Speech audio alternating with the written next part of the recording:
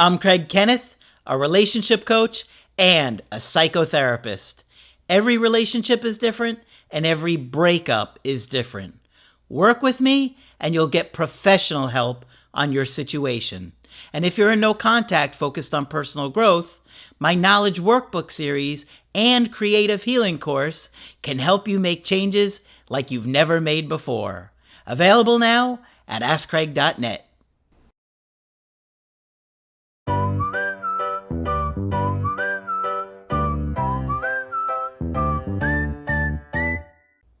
Hi there, I'm Coach Kenneth, and in this video I'm going to be talking to you about I regret dumping my ex even though they have red flags.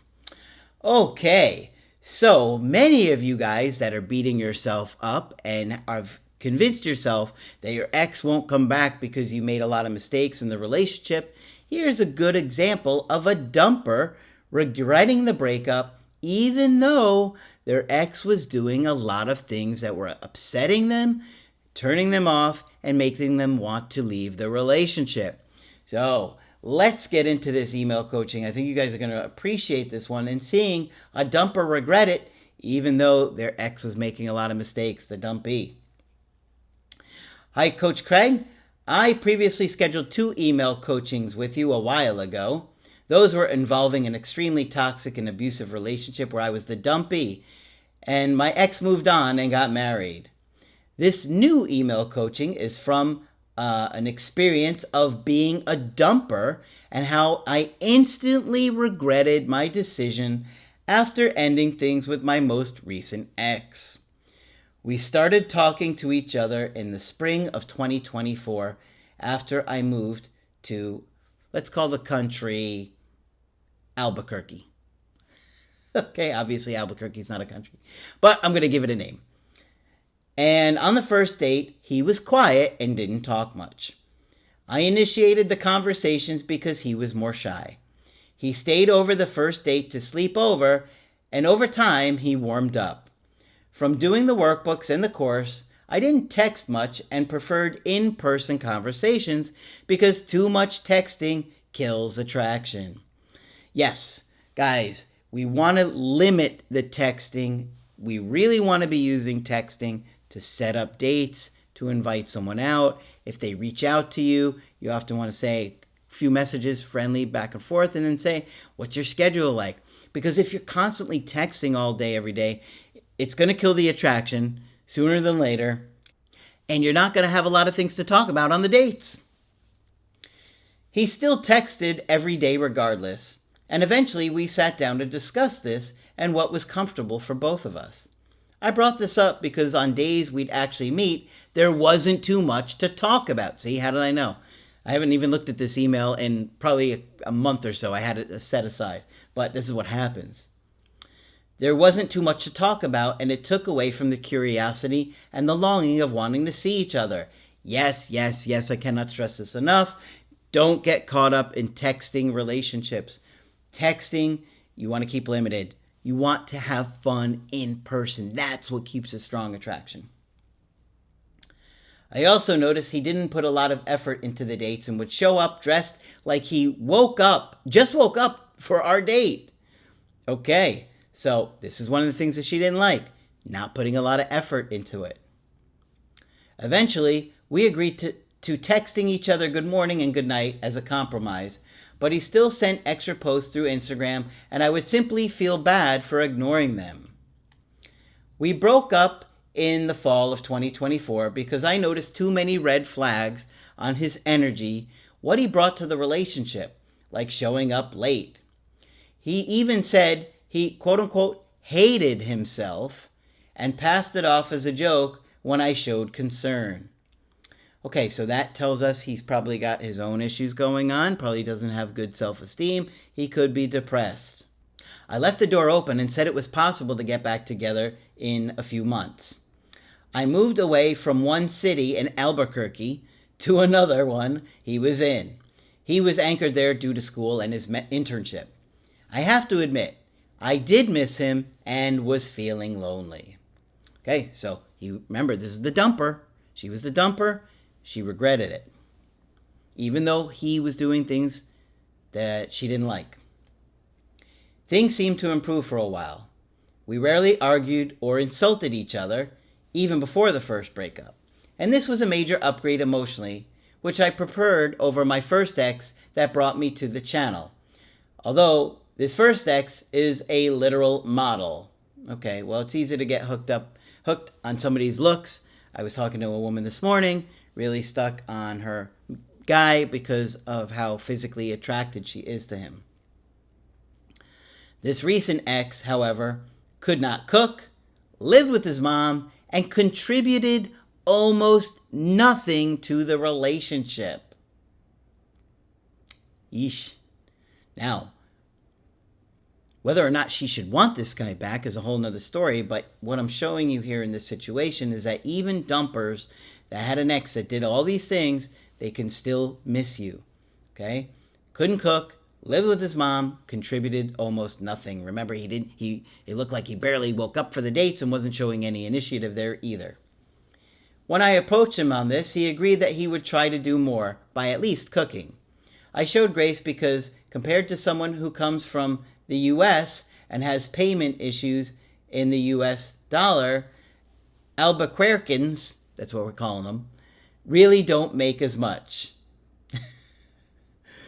I didn't want to say the country, so it's Albuquerque. And those are Albuquerqueans. He did show me effort for a while of trying to apply for jobs, but after a few rejections or subpar offers, he stopped. Again, I thought he might be depressed. Could be another sign of it. I suggested that he try teaching Albuquerque to Albuquerqueans on the side, and even help pay for a lesson to plan him for the week and the last week of the relationship. I was doing all the cooking, ordering, grocery shopping, and cooked it, and paying for most of the dates. Think about all the stuff that she's doing and how little he's doing in this relationship. I was doing all the cooking, ordering, grocery shopping, cooking, paying for the dates. He's barely showing up. Although it bothered me, I felt like I could be doing so much better and wanted to continue traveling the world. I stayed because he brought relative peace to my life and showed interest in my things I was interested in, and I believed I did the same. I met his family and they really liked me. Trying to speak Albuquerquean with me was very interested in me. You guys are like, is this from Albuquerque? No, it's not. However, after a year of knowing each other, we agreed to move in together, and it seemed like after that, he became more complacent by ignoring my feelings and not validating me. This relationship is getting worse. The tipping point for the breakup was that he told me to meet his parents only a day before, which I felt was a disrespect of my time and desire to prepare. Nonetheless, I agreed because I wanted to meet them. On the very same day, he wanted to go over to his dad's house because his parents are separated, and he moved in with his mom to help pay the bills, and told me last minute about this too. So this is in 2024. So I met both parents on the same day and everything went well. But still, I feel like he could have acknowledged how it felt for me. The next day, only a day before, again, he invited me out for his friend's birthday. He'd known about the event for a while and chose to only let me know the day before.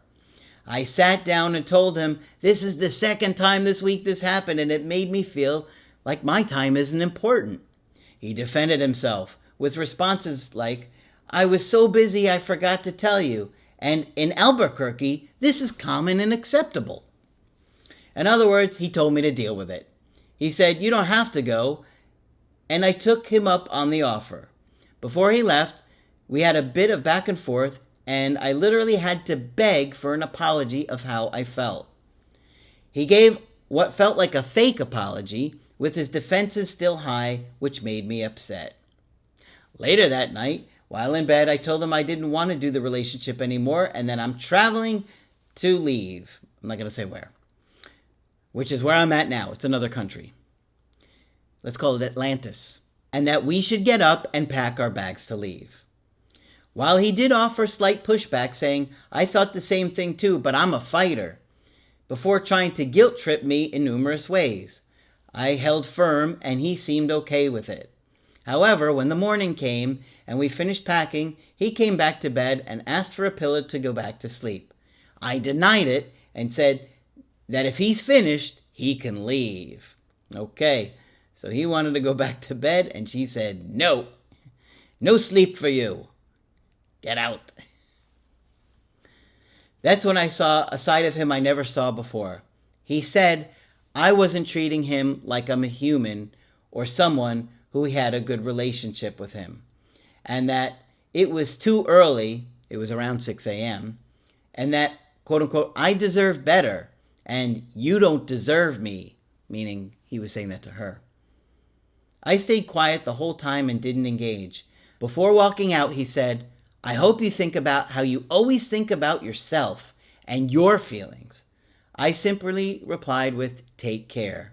And those were the last words I ever said.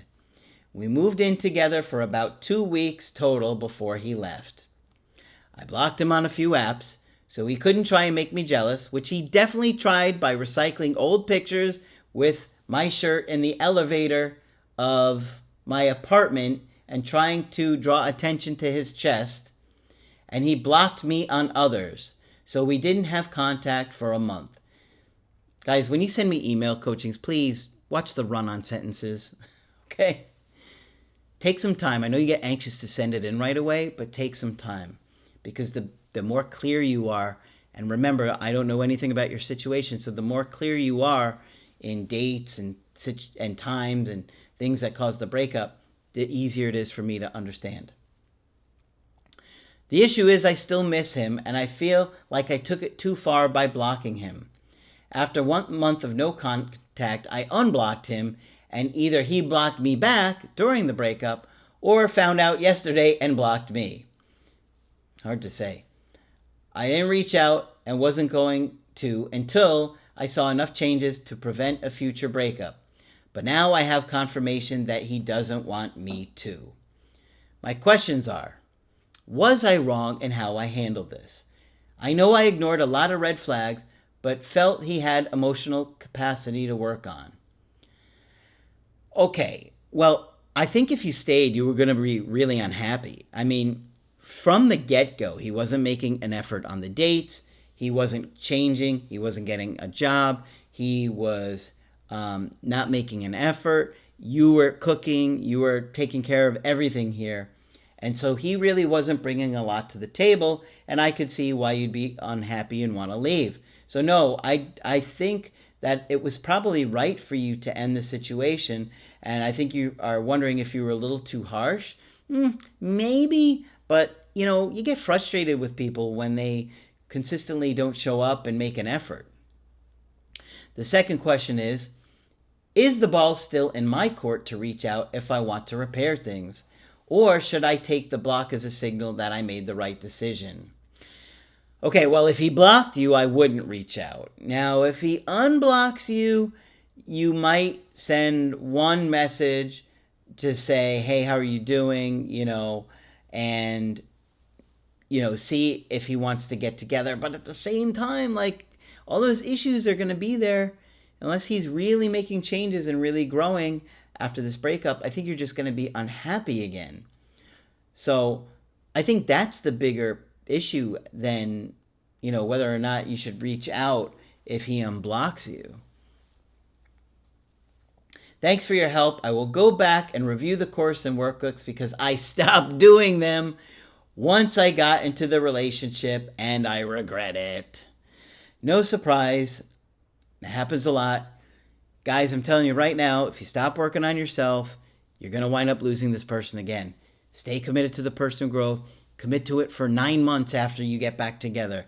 If you do, you're going to be far more likely to stick to all those changes and make it work. In this situation, we see a dumper who was being seriously neglected and they still miss their partner. So for all of you that made a lot of mistakes and are regretting if your ex can miss you, here we have a good example of yes, that can happen. But she's also hoping he's going to make changes. right? So here you have the dumper hoping that their ex will make changes. Maybe that's you. Maybe you're the one in a similar situation that you're thinking, uh-oh, I better make those changes. And yet you're still logging on and off of Instagram or WhatsApp or Facebook and trying to see when they've been on and off line, which is not going to help you. So if he unblocks you and you really think about it and you still want to tolerate somebody who's being so neglectful, which I wouldn't recommend, you could reach out one time, but you don't want to overdo it. But I think if he unblocks you, he'll probably at some point, add you or start watching a story or something like that. But there are bigger things in this situation that you got to focus on beyond that. And, you got to really think long and hard about what life is going to be with somebody who's got all these issues and really not showing up in the relationship. Okay, so hopefully this one's been helpful to you. And of course, if you want to get my help personally, you can do that on my website, askcraig.net. I do email coaching and I do Zoom calls. You can get my creative healing course and my workbooks only on my website. But that's it for this video. I'm Coach Craig Kenneth, and I will talk with you soon.